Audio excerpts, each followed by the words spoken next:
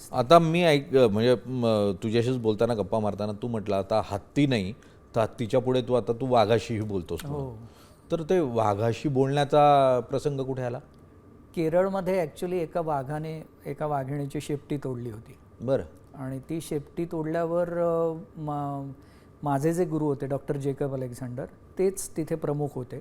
बरं. आणि ते काम करत होते आणि बोलता बोलता त्यांनी असं मला सहज सांगितलं की अरे तू हत्तीशी बोलतोस ना, मग माझ्या वाघाला पण जरा शांत कर. म्हटलं सर हत्ती शाकाहारी आहे. पण त्यांनी माझ्यावर विश्वास दाखवला. आणि त्याच्यात पण आता हत्तीचं गुरगुरणं जे असतं त्याच्यात तुम्हाला 2 पॅटर्न लक्षात येऊ शकतात जर तुम्ही कंटिन्युअस तिथे थांबलात तर. ॲक्सेप्टन्सीचं पॅटर्न वेगळं आहे, ते गुरगुरणं पूर्ण वेगळं आहे, आणि रिजेक्शनचं पॅटर्न वेगळं आहे. त्याच्यात बघण्याची पद्धत वेगळी आहे, त्याच्या कानाची ठेवण ॲक्सेप्टन्सीमध्ये वेगळी आहे, रिजेक्शनमध्ये वेगळी आहे. बरं.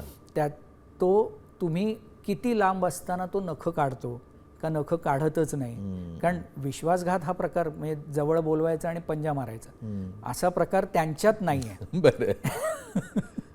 तर तसं मला तो अभ्यास करता आला आणि त्याच्यात तो हत्ती तो वाघ शांत झाला आणि आमची खूप छान मैत्री झाली. म्हणजे माझ्याकडे तो व्हिडिओ पण आहे की तो माझा मुका घेतो. क्या बात आहे. पण मग पुढच्या काळामध्ये आणखी काही वाघांशी संपर्क आला का, किंवा त्यांच्याशी, किंवा ताडोबा आहे, किंवा आता जगातला सगळ्यात मोठं वाघांची संख्या असलेला देश आपला आहे. हां, 3-3.5 हजार वाघ आजही आपल्या देशामध्ये आहेत. तर या परिस्थितीत आणखी काही ठिकाणी संवादाची ताडोबामध्ये ज्यावेळी गजराजबद्दल एक भीतीचं वातावरण तयार झालं होतं त्यावेळी त्याला 18 किलोमीटर आतमध्ये बोटेझरीला आम्हाला रिलोकेट करायचं होतं. ते आम्ही रिलोकेट केलं. पण अगदी आतमध्ये आल्या म्हणजे त्या बोटेझरीला आल्या लगेच त्याला मोकळं सोडणं हे कुठेतरी पूर्ण पटत नव्हतं. तो परत आला तर काय करायचं वगैरे अशा गोष्टी होत्या. पण त्याला वॉक तर द्यायला पाहिजे. मग त्याच्याबरोबर आम्ही चालायचो आणि अर्थात सरकारच्या परवानगीने. तर आम्ही त्याच्याबरोबर ज्यावेळी चालायचो त्यावेळी एक वाघ होता तिकडे बोटेझरीला, त्याला आम्ही बोटेझरीचा दांडगट असं नाव दिलं होतं. मस्त दणकट वाघ होता तो. हत्ती आणि आम्ही ज्यावेळी वॉक घ्यायचो त्यावेळी आमच्यापासनं 50 मीटरवरती तो स्वतः आमच्याबरोबर पॅरलल चालायचा. एकदाही त्यांनी आमच्यावरती हल्ला केला नाही. किंवा एक सोनम नावाची वाघीण होती, तर जंगलातनं एक हत्तीकडे जाण्याचा शॉर्टकट होता आणि तिथे गाडीने जायला वेळ लागायचा, तर आम्ही चालत जायचो तिकडे. तिथे सोनमला बच्चे झाले होते आणि आम्हाला पहाटे जायचो ना, तर आम्हाला वाटायचं मातीचा ढिगारा आहे. पण एकदा ज्यावेळी दुसरा मातीचा ढिगारा आला त्यावेळी लक्षात आलं की तो दुसरा ढिगारा मातीचा नाही आहे, ती वाघीण आहे. आणि तिने आम्हाला तिकडनं पास व्हायला दिलं. पण ज्यावेळी ते लक्षात आलं त्यावेळी आम्ही तो मार्ग वापरायचा बंद केला.